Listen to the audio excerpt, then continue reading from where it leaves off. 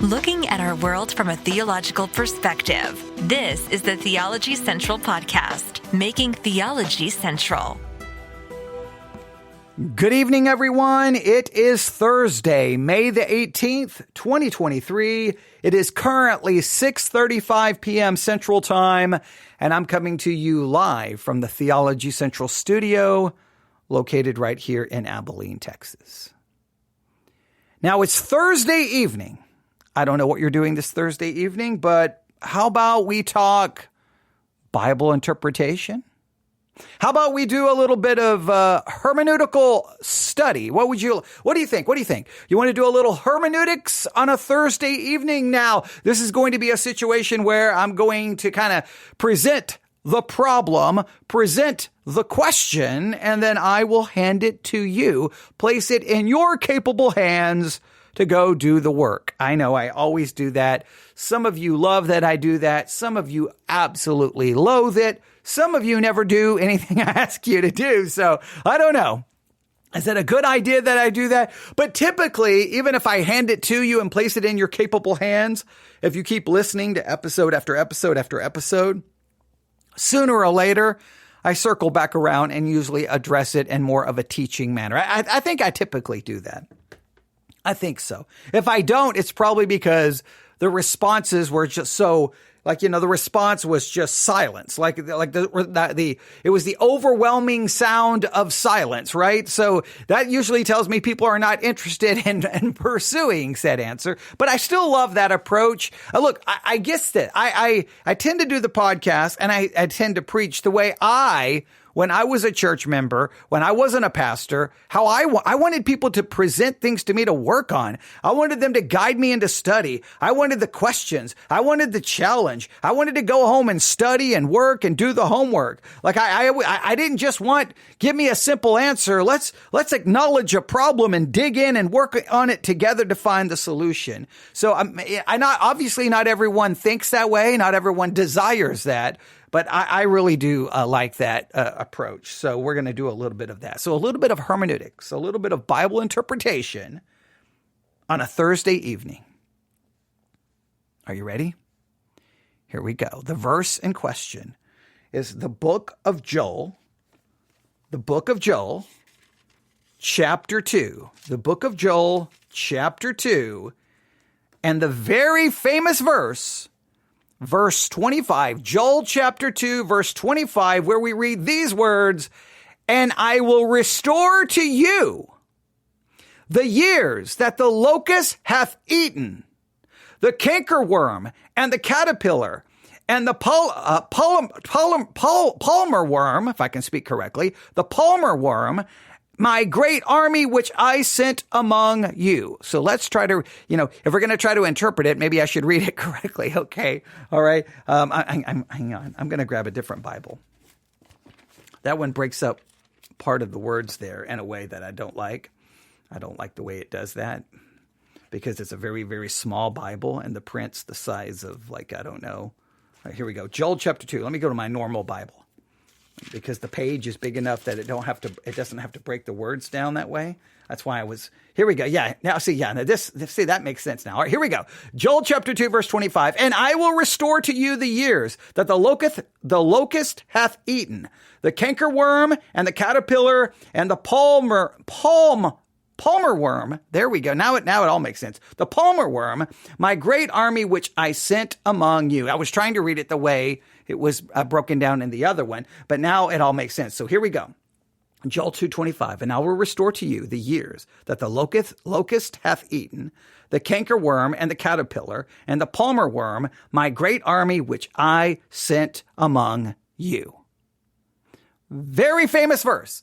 Typically, it's read better than I just read it. I've got to read it one more time to at least think that I've made up for how many times I messed it up. Joel 2:25, "And I will restore to you the years that the locust hath eaten, the cankerworm and the caterpillar and the palmer worm, my great army which I sent among you." Yeah, there we go. Did that sound okay? Did I do it better there? Did I do that better? I think so. I think so, ladies and gentlemen.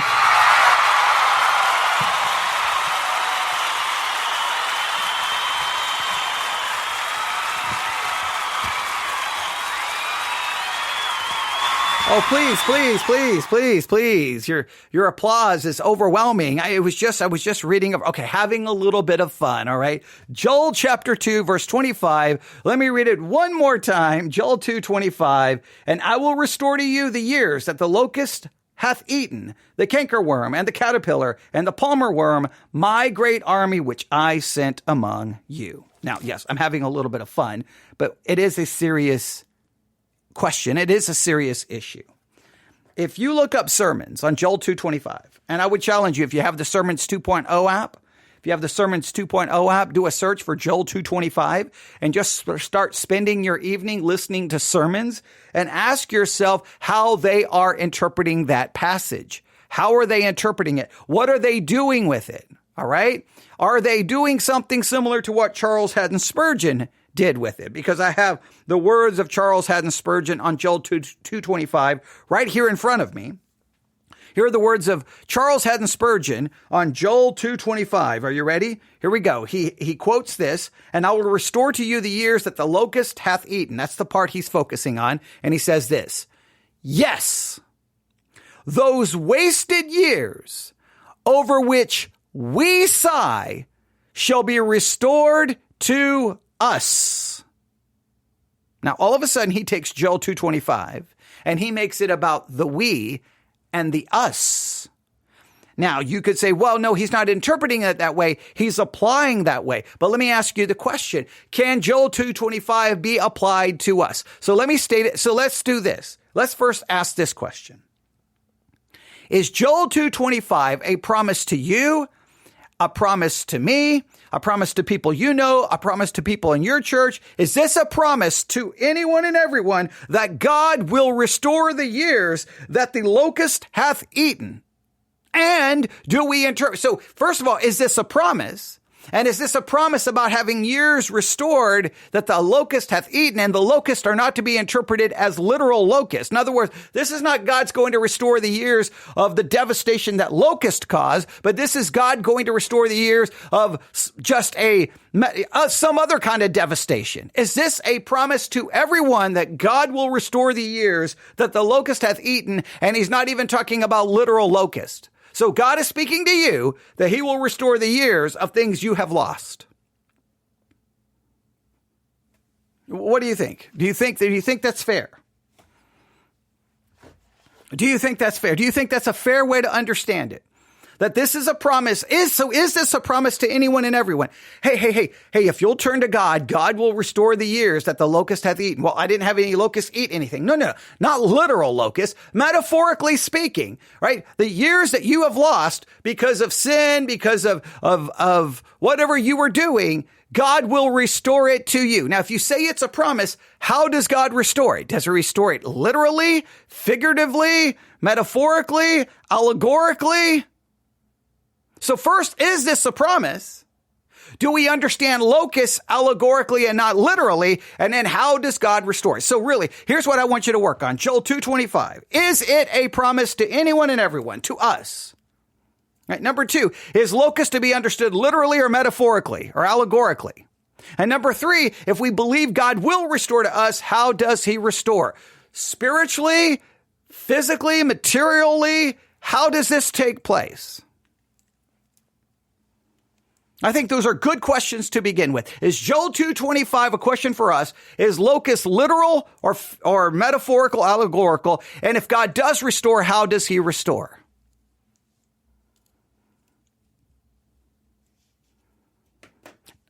Here's another question. Is Joel 2:25 quoted in the New Testament? And if it is, in what way do they use it? I mean, we've got some good hermeneutical questions. If I was standing in a seminary classroom and I came in today, this is what, guys, I would have just wrote on the chalkboard, Joel 2:25, this is your assignment today. Is this a promise for everyone? Locust, literal, metaphorical, physical, allegorical. If God does restore, how does he restore? And is this verse quoted in the New Testament? If so, how is it referenced? And make sure you say palmer worm the correct way. Okay, I'm joking about that. Right? Let's finish reading Spurgeon's words, okay? Because I already gave you an idea of how he handles this. All right, here we go. Yet those wasted years, okay, here we go. And I will restore to you the years that the locust hath eaten. Then he says, yes, those wasted years over which we sigh shall be restored to us. God can give us such plentiful grace that we shall crowd into the remainder of our days as much of service as will be some recompense for those years of unregeneracy over which we mourn in humble penitence. So the years we wasted being unregenerate, God will restore all the years you wasted in your unregenerate state. So this is a promise to any Christian that, hey, if you lost 40 years because you were unregenerate, God will restore those 40 years in your life as a saved person. All right. He goes on. The locust, now look what he does here. The locust of backsliding, worldliness, lukewarmness are now viewed by us as a terrible plague. Okay, yeah, exactly. Someone says, what if we only live a few more days? I don't know. I don't know. I don't know how that's supposed to work. Hey, I lived 70 years as unregenerate, but God is going to restore all of those years, and I only live to be 71. I don't know exactly how that works. I don't know. But please note what he did with locusts. See, the locust just became metaphorical and not physical, literal, because look what he did. Listen carefully. The locust of backsliding, worldliness, and lukewarmness are now viewed by us as a terrible plague. Oh, that they had never come near us. Now, once again, if he says backsliding or lukewarmness, that's not unregeneracy. So the years that we lose by locusts, it can happen to those saved and unsaved. I guess they'll be jam-packed with blessing. So it seems that this is a promise not only to the unregenerate, this is a promise to the regenerate. Hey, whether you're saved or unsaved, if you come to Christ, if you turn back to Christ, then God will restore all the years you lost because you were backslidden, you were worldly, or the words he used, lukewarmness. So now locusts are not real locusts. They're not real locusts. They are figurative locusts. They are the locusts of backsliding, the locusts of lukewarmness, the locusts of worldliness. All right, so already he's doing crazy things with this text. He continues. Oh, that they had never come near us. The Lord in mercy has now taken them away, and we are full of zeal to serve him. Blessed be his name. We can raise such harvest of spiritual grace as shall make our former barrenness to disappear. Through rich grace, we can turn to account our bitter experience and use it to warn others. We can become the more rooted in humility, childlike dependence, and penitent spirituality by reason of our former shortcomings. If we are the more watchful, zealous, and tender, we shall gain by our lamentable losses. The wasted years, by a miracle of love, can be restored. Does it seem too great a boon? Let us believe for it and live for it, and we may yet realize it, even as Peter, because all the more useful a man after his presumption was cured by his discovered weakness. Lord, aid us by thy grace. So God's going to just restore everything. And Joel 2:25 he's stating it as a dogmatic assertion, a dogmatic promise. And it seems to be for the unregenerate and for the regenerate, for the saved and the unsaved. Come to God, and he's going to make up for all of those years. So is this a promise for us? Is the locust real, figurative, metaphorical, right? Is that how we are to understand it? Is that how we are to understand Joel 2:25? Is the promise for us, and are these years restored? And if they are restored, how are they restored? And is this verse quoted in the New Testament anywhere? And if so, how? I really want you to work this hermeneutical issue. I really want you to work it. Now, I'm just going to offer a little bit of background, just to say, I don't know if we should do this. First, if you go to Joel chapter 1, all right, Right? Joel chapter 1, verse 1, the word of the Lord that came to Joel, the son of Pethuel. Hear this, ye old men, and give ear, all ye inhabitants of the land. Hath this been in your days, or even in the days of your fathers? Tell ye your children of it. Let your children tell their children, and their children another generation. That which the palmer worm hath left, hath the locust eaten, and that which the locust hath left, hath the cankerworm eaten, and that which the cankerworm hath left, hath the caterpillar eaten. Now, I would ask yourself, when you read Joel 1 and you read about the palmer worm, the locust, the cankerworm, and the caterpillar, is that literal or is that figurative and allegorical? Now, however you're going to interpret it in chapter 2, that would have to be, are you going to say 1 was literal and chapter 2 it became figurative and allegorical? I think we have to ask ourselves a very important I think that's a very important question. Now, here's just a little information. The prophet Joel spoke to the southern king of Judah without making reference to the northern kingdom of Israel. It's hard to know when he prophesied because Joel doesn't mention any other kings or prophets. Many scholars date the book of Joel to 835 BC. Right? This would make Joel a pre-exile prophet who served before the fall of the northern kingdom and the southern kingdom. Right? Now, everything here seems to be referring to something very historical and something that was happening. All right? Now, they go on. This is a commentary that says this. What the chewing locust left, the swarming locust has eaten. Joel was not announcing a coming judgment of the Lord. He describes their present state. Devastated by successive swarms of locusts, first chewing, then swarming, then crawling, and finally consuming. Judah will experience a time of famine and financial ruin because of these locusts. Now, it seems that they are interpreting this as a literal thing that happened, literally destructive. These swarms came down and destroyed, in a sense, their economic structure. The crops were being destroyed.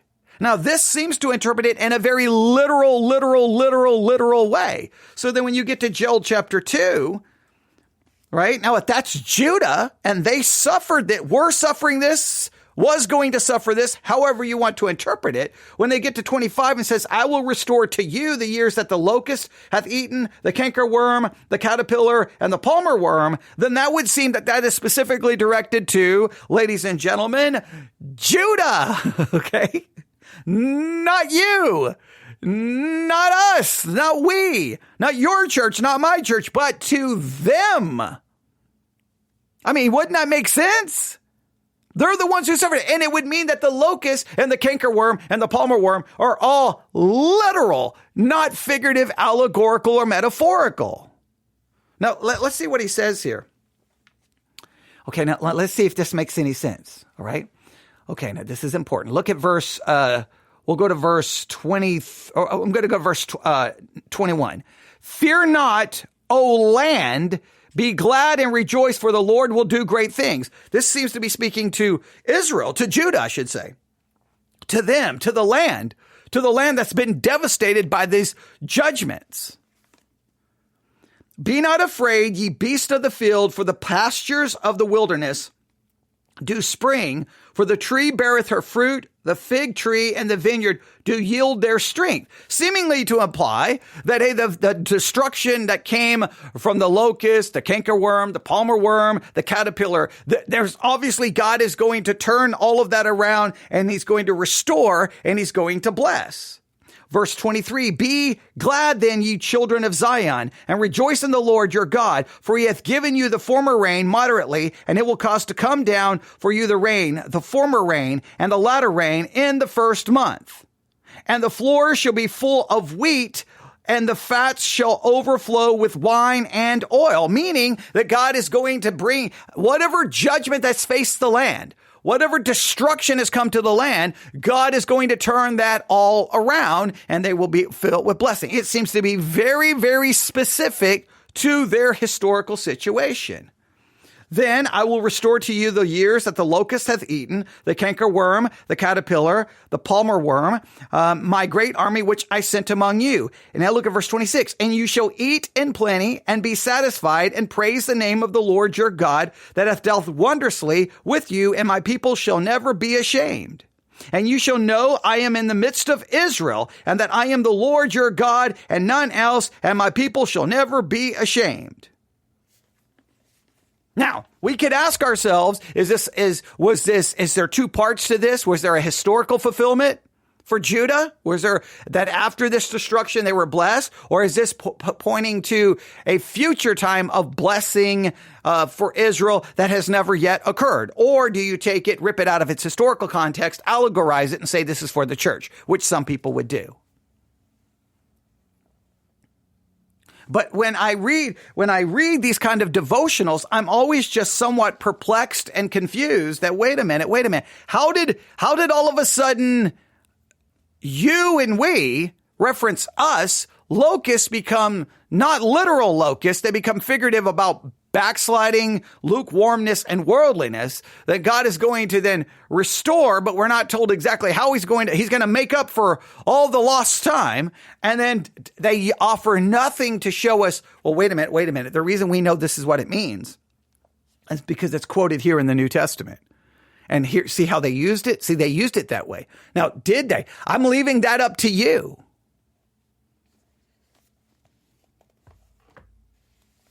Now, the original people that Joel spoke to in Judah, I don't think they would have been like, hey, guys, stop.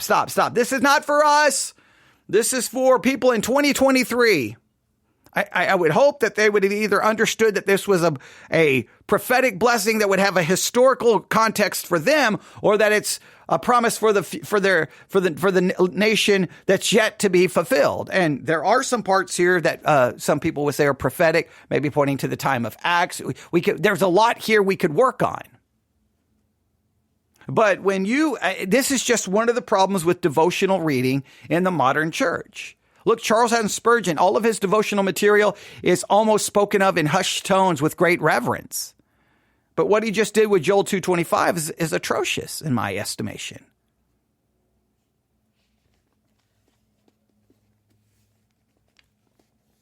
So, Joel 2:25, is it a promise for us? Yes or no? You can offer your counter argument.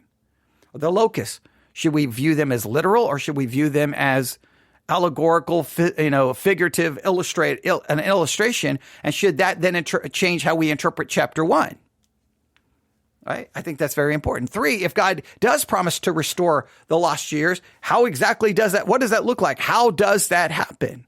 And number 4 is Joel 2:25 referenced in the New Testament. And then I'll just add a last one here. Does God promise anywhere else in the Bible to restore the lost years in your life? And if so, what does that promise of restoring something look like? What does it look like? In the New Testament, is there a promise of restoring the lost years? Now, see, it preaches good.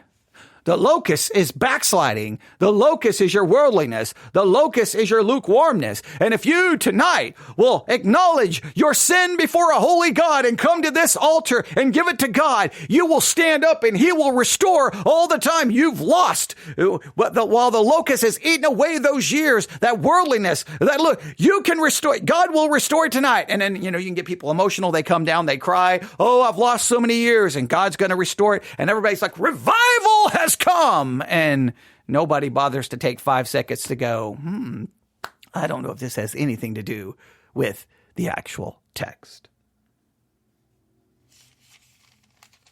Now, I really do hate being the bad guy. I really do. Because see, this, remember what happened when I tried to call into question Charles Haddon Spurgeon on the book of Song of Solomon? Remember all of the drama and grief that caused? Well, I'm assuming this is going to cause the same level of drama and grief, but I'm sorry. I sat down, I came up here in the studio, sat down, and I looked at the the beta site for sermon audio, and they have a thing called Daily Devotion. And I love the daily devotional section. I really do. But I just sat down. I'm like, okay, I don't know exactly what I'm going to talk about this evening. And I looked and I'm like, oh, there's Charles Haddon Spurgeon. And I looked at the passage, Joel 2:25, and I'm like, let me guess. He's going to completely rip this so far out of its context, obliterate its meaning. And then people are going to be reading that tonight going, oh, what a blessing. God's going to restore all the years I lost because of, and just walk away saying that they were encouraged, that they were blessed, and God really spoke to them for the evening devotional. And it's an absolute hermeneutical and biblical interpretive train wreck.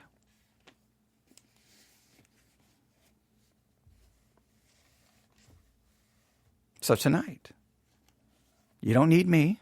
Bible, get some reference tools. Joel 2:25. Is that a promise for us? If you say yes, how would you make it a promise for us? Like, how are you going to do that? The locus, literal. Now, some of you are going to say, well, it is literal, but it also can be understood in a figurative or metaphorical way. According to whom? Like, what are you using to justify that? If God does restore the years, what does that look like? How does that look like? And justify your answer. And is this cited anywhere in the New Testament? Is it cited? And if it is, how do they use it? And then I would just ask, anywhere in the Bible, what are there other promises of God restoring the years? Like, where would be other verses you would go about God restoring? Like, what does that restoration look like? Now here, it seems very literal.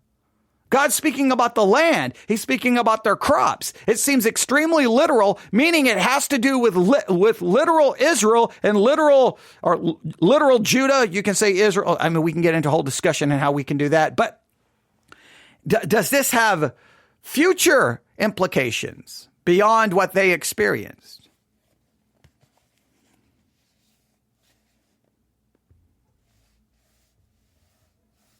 All right. I'd love to get your thoughts. newsif@yahoo.com and newsif@yahoo.com. And please do, and I mean this, go to Sermons 2.0 app, download the Sermons 2.0 app, go to the search feature, type in Joel 2:25, and let's just start listening to sermons tonight.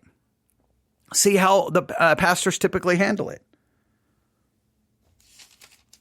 All right. And I apologize for not reading the Palmer Worm correctly. I do apologize for not reading the Palmer Worm correctly. I do not know why. I had so many problems with the Palmer Worm. I do not know why. And Pethuel, I don't know how I may have missaid that, but all right. I don't know why Palmer Worm. I know it's because this Bible, it's brand new. It's a brand new Bible. It's very, very little. And I had it to take with me when I had to speak at the funeral. And yeah. I guess I can't blame it. It's just they got the word broken up. Like, part of it is there's a line, it stops, and then at the next line is the continuation of the word. And I was messing it all up. But there you go. No excuse. It's on me. Do better. Yeah, that's all you can do. All right. I'll try to do better in reading. We all need to do better in our interpretation. Email me, newsif@yahoo.com.